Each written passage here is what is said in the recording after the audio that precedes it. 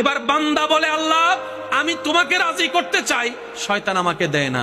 আমি তোমাকে রাজি করার জন্য নামাজ পড়তে চাই, সকালে ফজরে নামাজ পড়ার জন্য আমি মোবাইলে অ্যালার্ম দিয়ে রাখি, আর শয়তান এমন ভাবে আমাকে ভুলাই দেয়, ফুটবল খেলার জন্য আমাকে আধা ঘন্টা আগে ঘুম থেকে তুলে দেয়, কিন্তু ফজরের জন্য আমাকে সে উঠতে দেয় না, আমাকে উঠতে দেয় না। কথা বলেন ঠিক কিনা?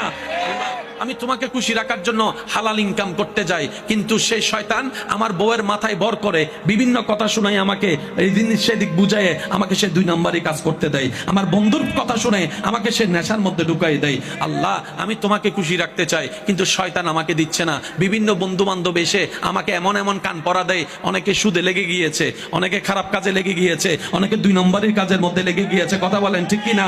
অনেকে 1 কেজি চনা দিতে গিয়ে, চিনি দিতে গিয়ে আধা কেজি কমাই দিয়েছে, এমনও আছে। আল্লাহ আমি ভালো করে চলতে চাই, কিন্তু কেমন জানে শয়তান আমার মাথায় রাগ ঢুকাই দিয়েছে, হিংসা ঢুকাই দিয়েছে। আমি ভাই হয়ে নিজের মায়ের পেটের ভাইয়ের কল্যাণ দেখতে পারি না, আমার ভাতিজা ভাইয়ের ছেলের কল্যাণ দেখতে পারি না, আমার ভিতরে কেমন জানি জ্বলে। আমি পরাজিত হতে চাই না, আমি জিততে চাই। সেজন্য নিজের ভাইকে, মায়ের পেটের ভাইকে হারিয়ে আমি বড় হয়ে জিততে চাই। আল্লাহ আমি জানি এগুলো মানুষের কাজ, এগুলো তোমার পছন্দ না, কিন্তু শয়তান আমাকে দিয়ে করাচ্ছে। আল্লাহ আমি করবো তো কি করব, করবো তো কি করব? রব বলে যে আমাকে কি সত্যি তুই খুশি করতে চাস? আমরা বললাম আল্লাহ চেষ্টা তো করি তোমাকে খুশি করার, কারণ জমিনটা তোমার, তুমিই থাকতে দিয়েছো, দেহটা তোমার, তুমি আমাকে দান করেছো, চোখ 2টা তো তোমার করা দান। সুবহানাল্লাহ।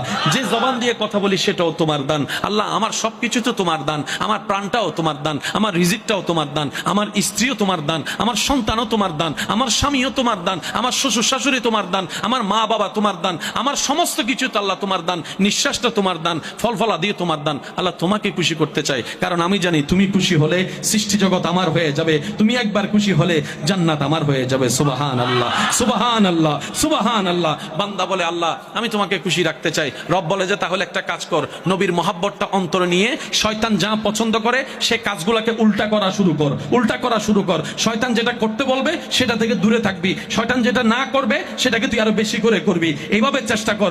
আল্লাহ পাককে বান্দা বলে আল্লাহ আমি চেষ্টা করলেও কেমন জানি অনেক সময় পারি না। রব বলে যে তুই ফেল হলে ফেল হ, সমস্যা নাই, আমাকে খুশি করতে চেষ্টা করেও যদি ফেল হস, এই ফেলটাই 1000 পাশের চাইতে উত্তম হয়ে যাবে, 1000 পাশের চাইতে উত্তম হয়ে।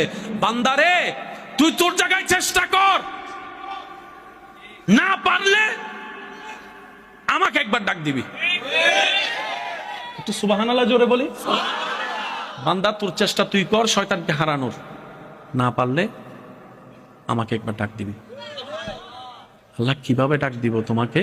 রব বলে যে তুই যখন পারবি না তখন বলবি আউযু বিল্লাহি মিনাশ শাইতানির রাজিম, আউযু বিল্লাহি মিনাশ শাইতানির রাজিম, আউযু বিল্লাহি মিনাশ শাইতানির রাজিম।